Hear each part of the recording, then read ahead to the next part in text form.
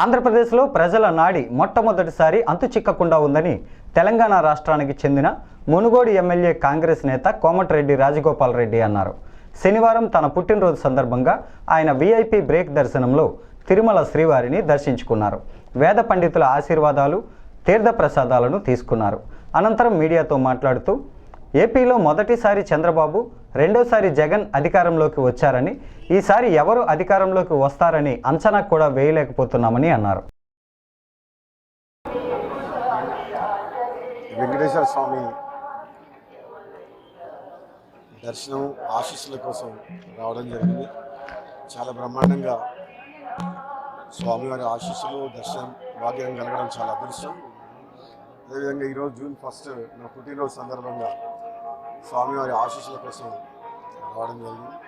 అదేవిధంగా రెండు రాష్ట్రాల తెలుగు రాష్ట్రాల ప్రజలందరూ కూడా సుఖ సంతోషంతో ఉండాలని చెప్పి రాబోయే రోజుల్లో ఇంకో 4 రోజుల్లో ఈరోజు ఆఖరి దినం పార్లమెంట్ ఎన్నికల లాస్ట్ ఫైనల్ ఫేజ్ ఎలక్షన్స్ జరగబోతున్నాయి.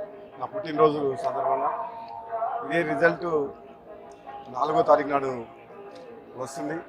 దేశ ప్రజల యొక్క భవిష్యత్తుని నిర్ణయించే ఎన్నిక దేశ ప్రజలందరూ, ముఖ్యంగా ఆంధ్రప్రదేశ్ రాష్ట్ర ప్రజలు రెండవసారి ఇక్కడ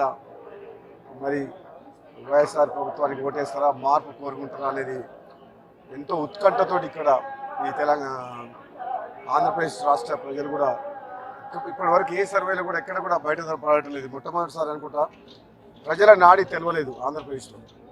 తెలంగాణలో బహుశా బీజేపీ కాంగ్రెస్ మధ్యన హోరాహోరీ జరిగింది.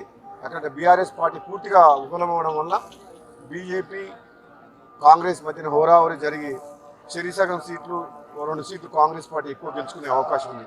10 నుంచి 10 సీట్లు గెలుచుకునే అవకాశం ఉంది. తప్పకుండా భువనగిరి పార్లమెంటు నియోజకవర్గంలో కూడా కాంగ్రెస్ పార్టీ అభ్యర్థి చామల కిరణ్ కుమార్ రెడ్డి స్వామివారి వెంకటేశ్వర స్వామి ఆశీస్సులతోటి నేను పార్లమెంట్ ఇన్ఛార్జ్గా